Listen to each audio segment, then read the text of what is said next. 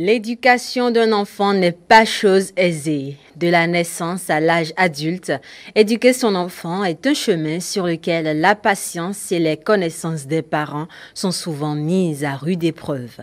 Les enfants, avec le développement de leur intelligence, de leur caractère, de leur centre d'intérêt et surtout leur prise de conscience, ne manquent pas d'ingéniosité pour obtenir des parents ce qu'ils veulent.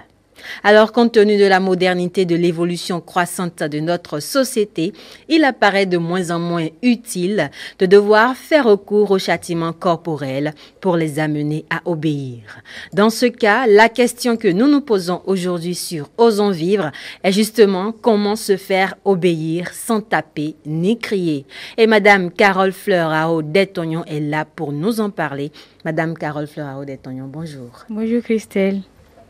Alors, vous êtes là aujourd'hui pour discuter avec nous des questions concernant l'éducation des enfants. Le thème, c'est comment se faire obéir sans taper ni crier. Dites-nous, est-ce qu'un enfant intentionnellement peut devenir désobéissant?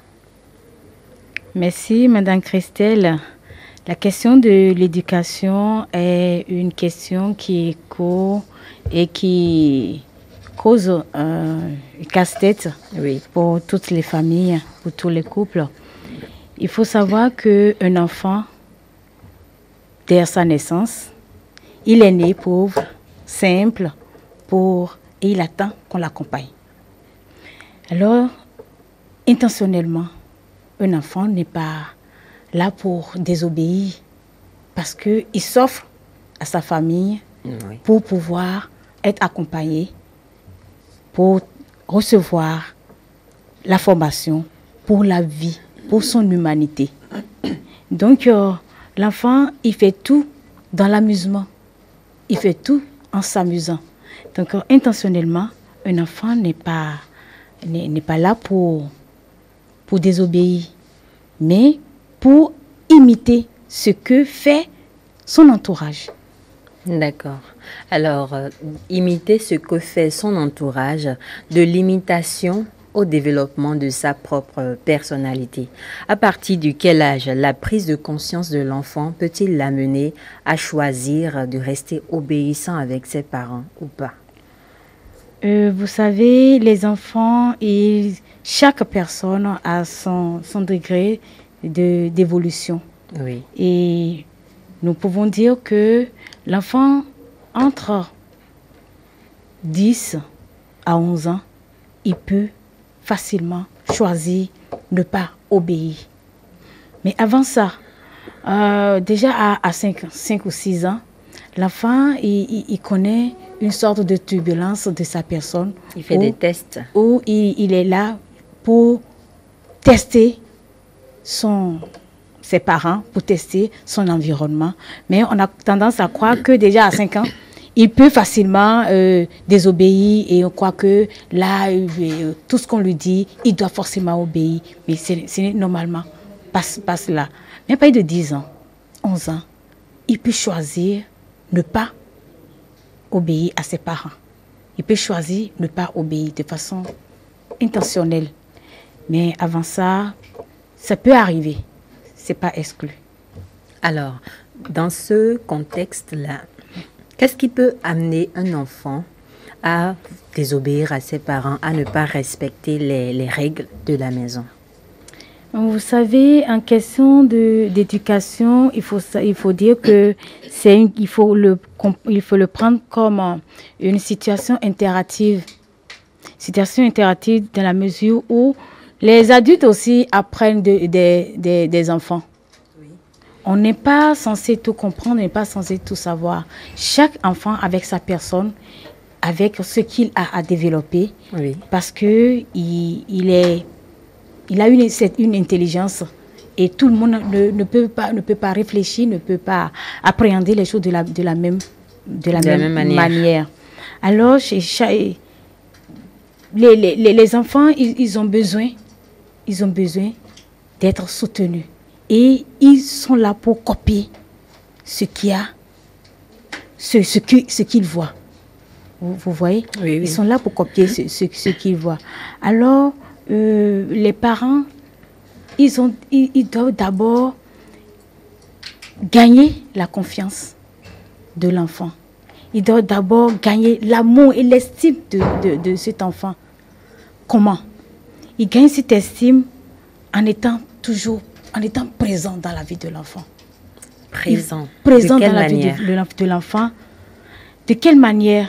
Il faudrait que le parent, même s'il dispose de 30 minutes, même s'il dispose d'une heure de temps, il faut qu'il passe des moments de qualité avec son enfant. Et passer un moment de qualité avec l'enfant, c'est d'être à son écoute. C'est de l'écouter. Ne pas passer pour quelqu'un qui est toujours là en train de donner des ordres, oui, mais quelqu'un qui est là pour partager l'expérience que l'adulte a afin que l'enfant puisse essayer d'en tirer profit. D'accord.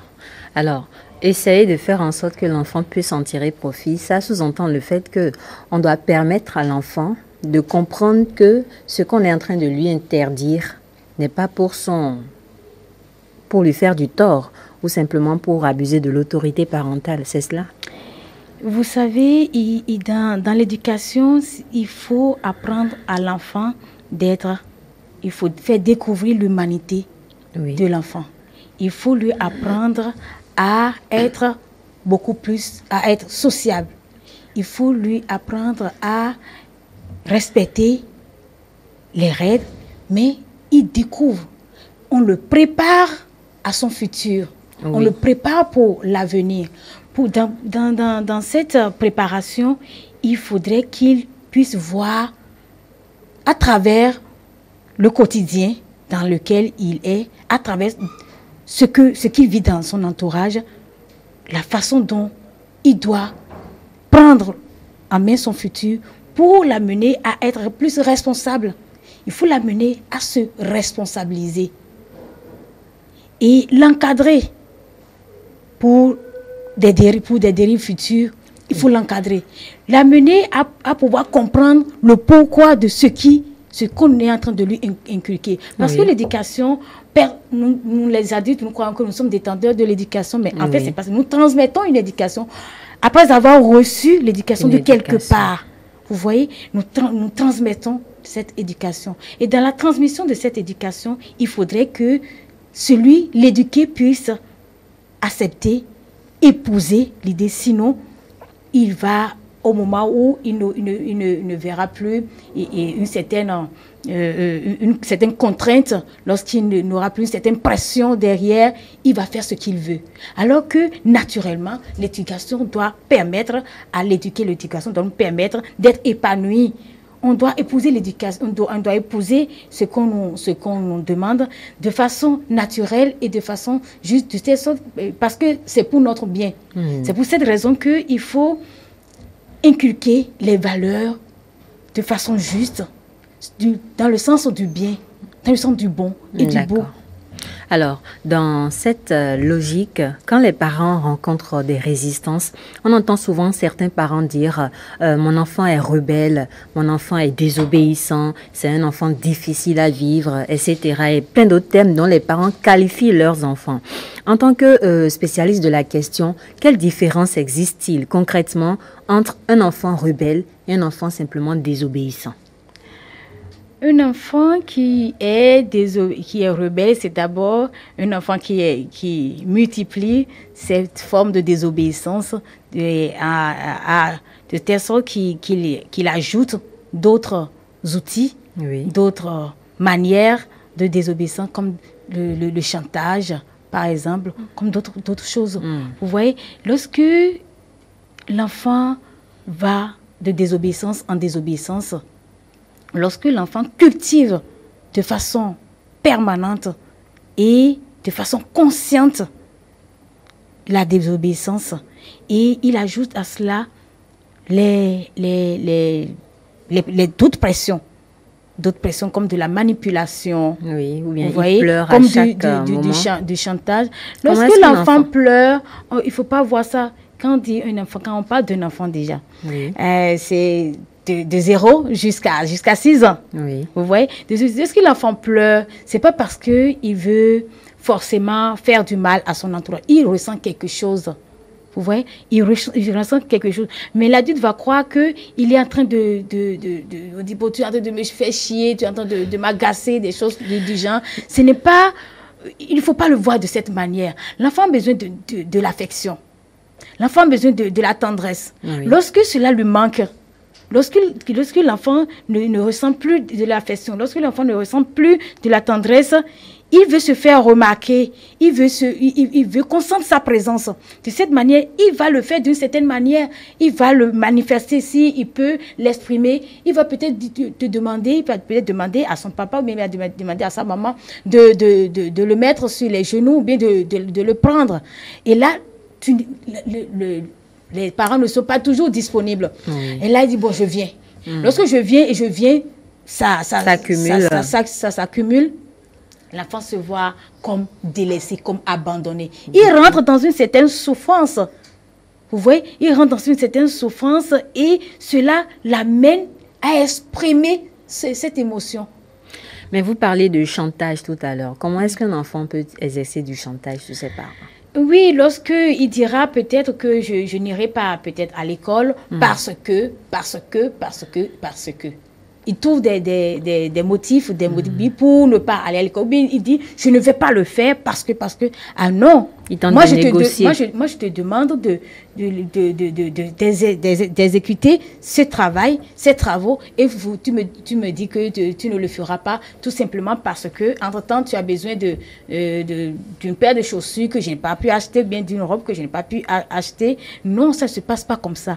Mais pour ne pas arriver à cela, il faudrait quand même que, lorsqu'on manifeste un refus à quelque chose, on manifeste un refus à une demande, à un souhait d'un enfant, il faut lui faire comprendre le bien fondé de la chose. Il faut être tout le temps en train de communiquer avec l'enfant. Il faut être tout le temps en train de dialoguer avec l'enfant. Et l'adulte doit aussi doit faire une rétrospection pour voir comment est-ce qu'il est en train de transmettre l'éducation, comment est-ce qu'il est en train de partager la vie avec son enfant pour pouvoir l'amener à ne pas le pousser à l'extrême aussi, parce que des fois, nos activités quotidiennes, nos train-train, ça fait que nous sommes...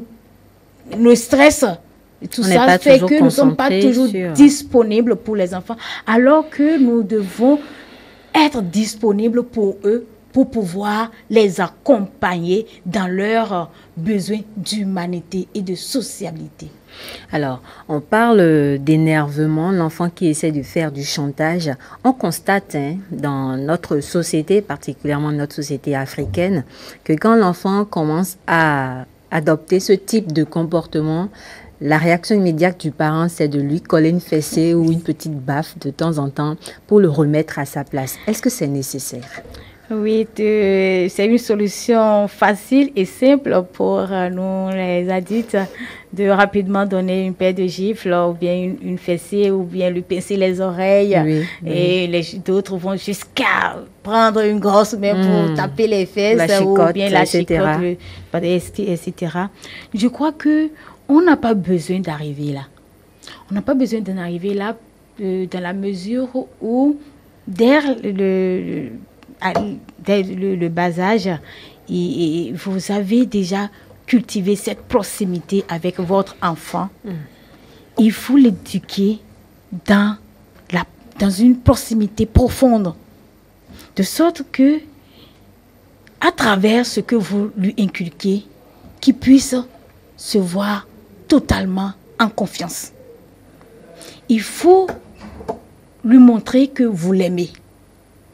Et qu'il sache qu'effectivement, que vous l'aimez. Il faut lui montrer que ce que vous êtes en train de lui transmettre. Que c'est pour son bien. De sorte que même sans parler, sans ouvrir la bouche, juste un regard, ça puisse lui permettre de comprendre qu'il ne faut pas aller là. Parce que on n'est pas tout le temps en train de parler. On n'est pas... Il y a des moments où vous êtes avec votre enfant, où vous ne pouvez pas lui dire, ce n'est pas bon, mais c'est pas... Parce que vous pouvez sortir avec vos enfants et ils seraient en train de demander certaines choses ou bien de faire certaines choses. Le simple fait de le regarder, qu'il puisse comprendre. Parce que c'est en fait une préparation pour plusieurs situations. Tant de situations données. Donc, établir un code de communication. De façon à ce que que l'enfant puisse comprendre. C'est pour cette raison qu'il faut toujours échanger, qu'il faut toujours partager ce qu'on veut faire avec l'enfant. Et c'est toujours bon d'utiliser la communication non violente. D'accord. Alors, Madame Arodé-Tognon, pourquoi est-il nécessaire que l'enfant apprenne à obéir à ses parents? Il est nécessaire vous savez, l'enfant, quand il naît, bon, je peux dire brut, hein. Oui. Et ben, même si c'est pas, je dis entre griffes, brut.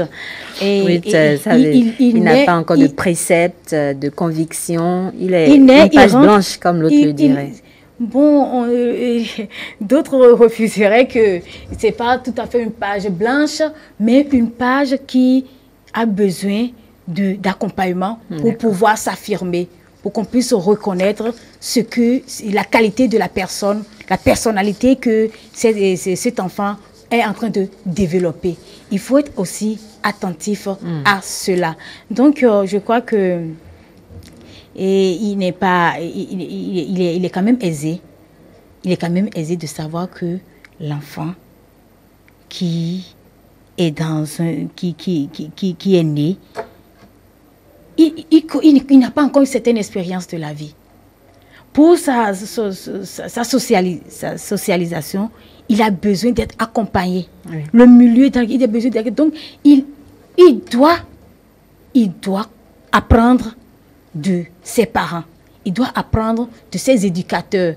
Et ça part d'abord de la maison pour le dehors. Donc, il est primordial que l'enfant puisse obéir à ses parents parce qu'il a besoin d'affronter le dehors. Il a besoin de construire son avenir. Et dans cette construction, il a besoin d'un aîné. Il a besoin de quelqu'un qui a fait déjà ce chemin pour pouvoir l'aider à être un homme et tout l'homme entier sans qu'il puisse connaître certaines dérives et le préparer à ce que lorsque des situations conflictuelles, ou des situations graves, ou des situations excessives arriveraient dans sa vie, comment est-ce qu'il pourra l'affronter? Et on ne peut pas le faire sans associer l'amour, l'éducation que nous transmettons et puis la croyance. Oui. La croyance qui fait intervenir et qui appuie l'enfant qui est en train de grandir parce que, vous savez, l'éducation, elle est transcendantale. Alors, dans ce même contexte, hein, aujourd'hui, dans notre société, beaucoup de jeunes personnes, beaucoup de jeunes adultes deviennent parents sans y être préparés. On se surprend parents. Dans ces conditions, on se dit, bon, moi, tel que j'ai été éduqué, je vais transmettre ça à mon enfant. S'il n'est pas prêt à absorber ce que je lui dis, bon, je le gère, quoi. Alors, en tant que parent, comment est-ce qu'il y a des techniques pour permettre aux parents aussi qui nous suivent de bien accompagner leurs enfants en cas de désobéissance ou en cas de rébellion, des techniques précises à appliquer pour faciliter la communication et développer cette profondeur-là du lien avec la progéniture? Oui, il y a des techniques, mais lorsque soi-même on n'a pas eu... c'est vrai, on ne finit jamais d'apprendre, d'accord? On ne finit jamais d'apprendre, mais il y a un minimum qu'on doit avoir. Il y a un minimum qu'on doit avoir et l'actualiser au jour le jour avec des formations et il faut toujours s'informer par rapport à comment est-ce qu'il faut s'y prendre face à telle ou telle situation. Il faut laisser l'enfant s'exprimer. Il faut laisser l'enfant s'exprimer parce que lorsque vous ne laissez pas l'enfant s'exprimer, Oui. il va le faire d'une Manière certaine ou d'une autre. manière. Il va le faire. Ou bien, il se dit, bon, pour éviter les réprimandes, je vais me taire. Mais cela ne participe pas à son plein épanouissement, cela ne participe pas à son développement parce que son potentiel serait étouffé. Oui. Et vous allez croire que mon enfant est obéissant. Mais lorsque vous lui tournez le dos, vous ne savez pas tout ce qu'il fait derrière vous. Mais le laisser s'exprimer dans les participer aussi à ces moments de distraction. Lorsque l'enfant de s'amuser, essayez de s'amuser avec lui. L'objectif que vous vous êtes fixé pour votre enfant, vous essayez de le planifier. Oui. Et dans l'amusement, vous faites sortir certains tableaux pour voir comment est-ce qu'il va réagir. Et vous allez lui dire, c'est de telle ou telle manière qu'il faut le faire.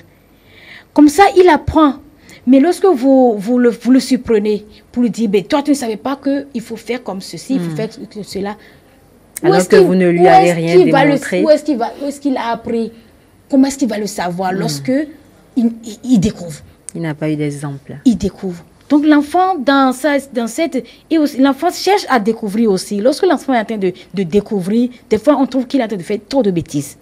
On trouve qu'il est en train de faire des gestes dégradants. Parce qu'il casse beaucoup de choses. Parce qu'il cache beaucoup de choses. Ou bien lorsque l'enfant a par exemple 2 ans, 3 ans comme ça, l'enfant, il touche par exemple, vous m'excusez, il touche son sexe, il s'amuse pour... Il explore. Il explore son être, il explore ses organes, tout ça. Vous allez croire que vous allez dire que il est en train de faire des choses dégradantes, et on ne fait pas ça, non, ceci, cela. Alors qu'il veut découvrir, il est en train de découvrir. Il faut l'accompagner, il faut lui dire, bon, ça c'est comme ceci, c'est comme ça. Par rapport à son âge, ne pas l'étouffer avec des histoires qui n'est pas à son âge, avec des histoires dont il n'a pas besoin. En gros, ne pas reporter son stress sur l'enfant ou sa façon de percevoir les choses sur l'enfant. C'est de laisser l'enfant vous donner la main avec laquelle il faut l'éduquer. Ah, d'accord. Pas le laisser aller ici, mais l'accompagner et l'encadrer. D'accord. Il faut pas lui infliger des châtiments corporels, parce que lorsque vous lui infligez des châtiments corporels, lorsque vous lui criez dessus, il va se rappeler que vous lui avez crié dessus, parce qu'il va se dire, moi j'ai fini, j'ai épongé ma dette, parce que j'ai fait ceci. Il ne va plus se rappeler trop de ce qui s'est passé, mais vous lui avez imprimé une correction. Et cela va augmenter son stress. Ça ne va pas l'empêcher de reprendre ces mêmes erreurs, ces mêmes bêtises, la prochaine fois, parce qu'il ne va pas se retrouver. Il est étourdi, il serait perturbé. Qu'est-ce que j'ai fait? Parce qu'il n'est pas encore, sa conscience n'est pas bien assise pour qu'il puisse réaliser que, c'était tel jour. Au fil des jours, lorsqu'il va rencontrer cela, vous allez le lui dire. Je vous donne un exemple. Oui, on vous écoute. Si vous allez en voiture avec vos enfants, vous leur dites, mais taisez-vous derrière. Parce que je ne peux pas être en train de conduire et encore gérer vos bruits derrière. Amusez-vous dans le silence et dans le calme, parce que moi, ça va me distraire. Un accident peut survenir. Mais l'enfant, lui, c'est l'amusement qui continue toujours. Il est toujours excité, ses émotions, il continue à crier. Vous pouvez garer la voiture pour leur dire, c'est comme ci, c'est comme ça.